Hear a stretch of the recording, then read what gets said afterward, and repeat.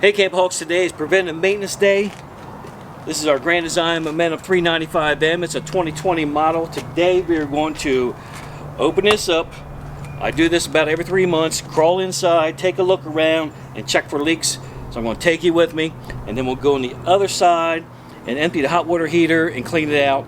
Again, we do this quarterly. One of my biggest fears is a water leak, so we're going to check it out, make sure nothing's going on inside of here.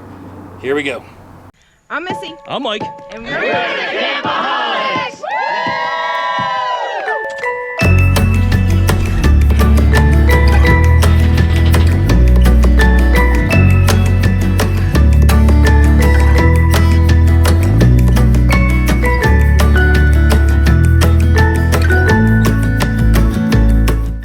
Alright, like I explained to you, this is a Grand Design Momentum 395M. It's a 2020 model. It was built in October of 2019. This is probably one of the last 395Ms. They go into an MS. Now the disadvantage to a 395M is the basement storage, which is right here. And the 395... There is no disadvantage to the 395M. There's no yeah, of course not. No. The 395MS is even smaller than this in regards to basement storage, so I gotta take all this out. We're going to get in here and check the hot water heater check valve to make sure it's not leaking, because it has leaked on us before and it actually put water in the underbelly and made a big mess. So it's time to check this. So I got to take all this junk out and climb up in here, and I'm going to take it with me, and then we're going to go on the other side. We're going to drain the hot water heater, clean it out, make sure everything's good to go in there as far as calcium buildup and anode rod. And then I'm going to give you a water safety tip on when you leave your camper and how to check for leaks. So let's get started.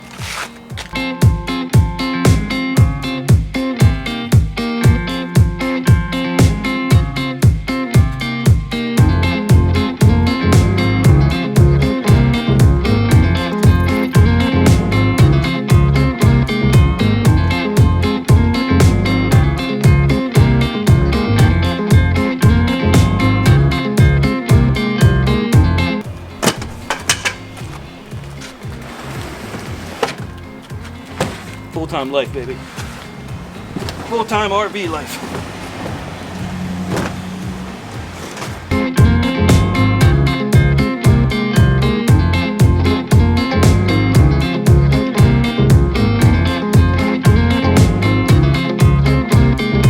Alright, we're all cleaned out. It doesn't take too long, it's just a pain. But let's take you inside.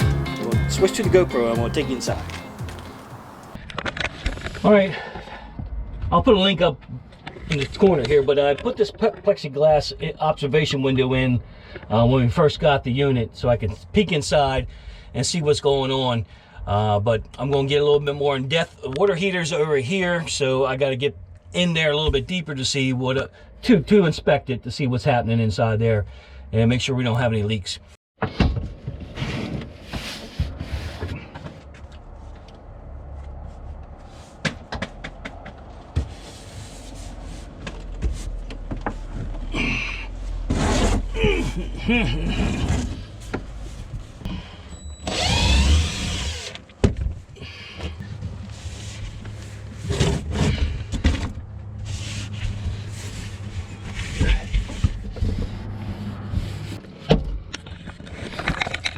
Alright, we're in the basement area of our 395M. This is what it looks like. This is how tight it is. I'll post a link up here in the corner so you can see this actual video.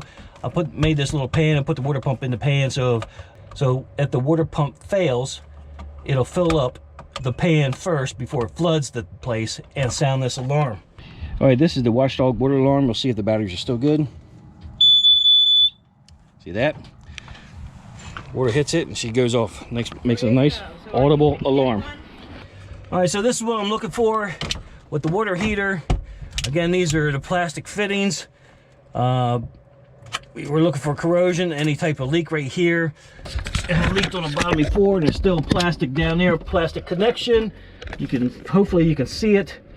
I got new check valves waiting. One of these days I'll get around to installing new check valves, but there is corrosion taking place, or that's putty. Hey, I can see you.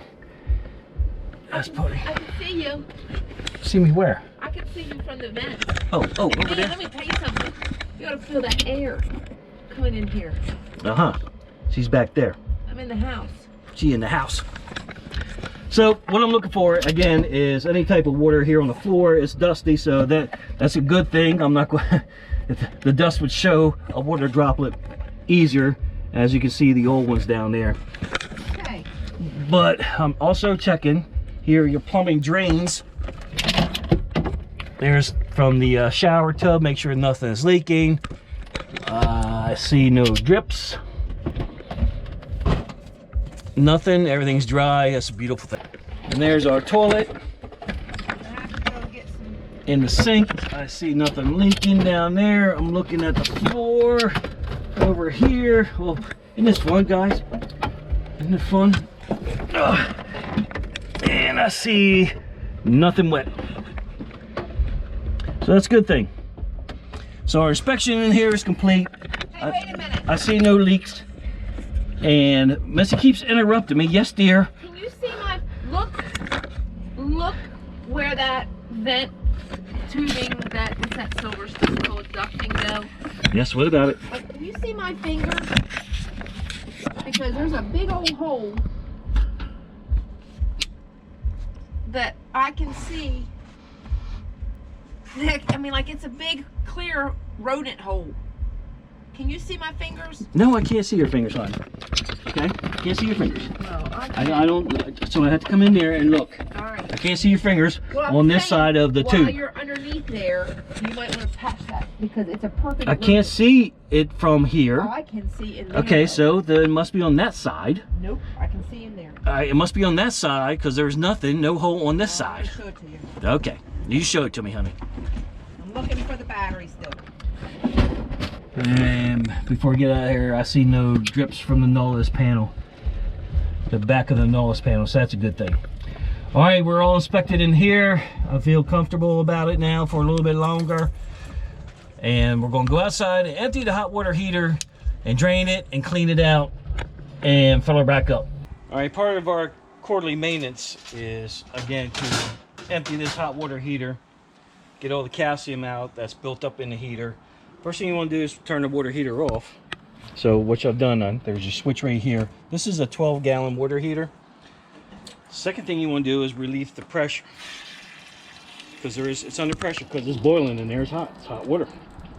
So you relieve the pressure from your pressure relief valve, and now you're good to go about draining this hot water heater. Now on a 12-gallon system, this is a 1 1/16 socket.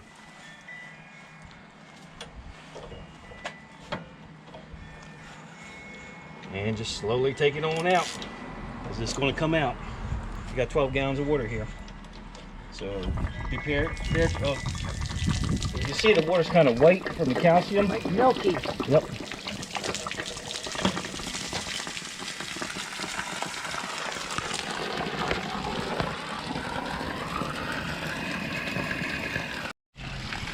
All right, you leave this pressure relief valve open to keep the pressure off, so more airflow, so it drains faster. And for the 12 gallons, it's going to take a few minutes to drain. But this is the endo rod, so this is probably 1 year, probably 9 months old. So this one's getting pretty ate up, but it still has some life to it. Right here at the beginning, that's where, when it gets to this point, looking like this all the way across, that's when it's getting bad. It's still gross looking. But right now, we're still good with this one. This one had a 1 year life on it, as advertised. I'll put a link below to these. I can't recall the brand right now, but there it is. 1S369, whatever that is. All right, this is a hot water heater clean out tool. All it is just a compressed tip, so it gets a high water flow, just using your standard water system. You put it in here, just turn it on, and you pull it out.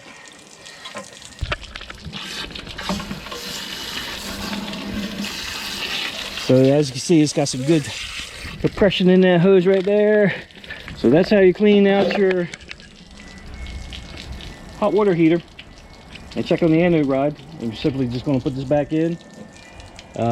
It's heavy in regards to the length of it. When you go to put it in, don't strip it. Be gentle trying to get it back in there.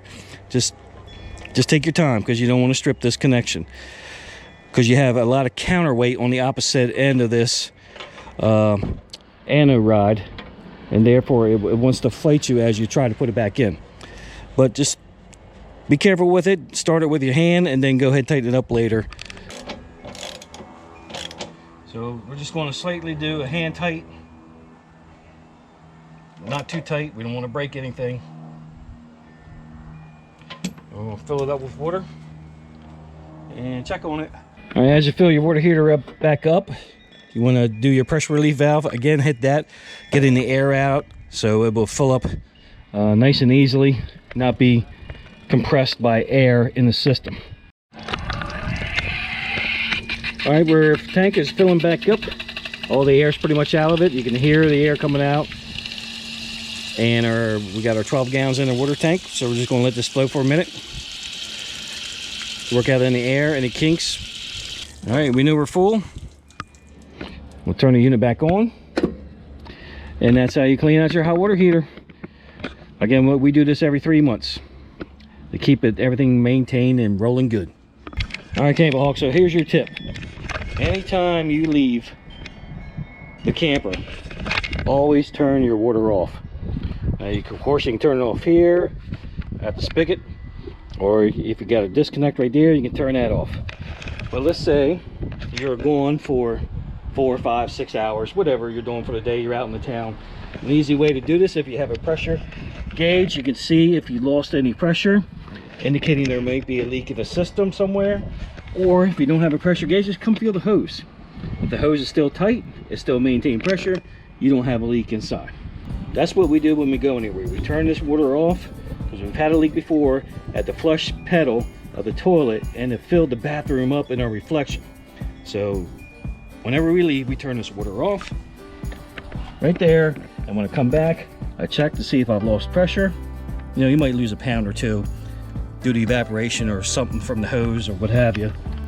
Or I just simply grab this, and if it's still tight, then I know we maintain pressure and we have no interior leaks.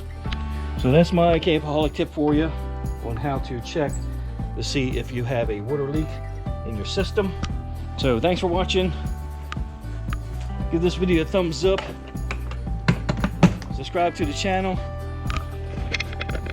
Echo would appreciate it if you did. And we'll see you in the next video. Bye-bye.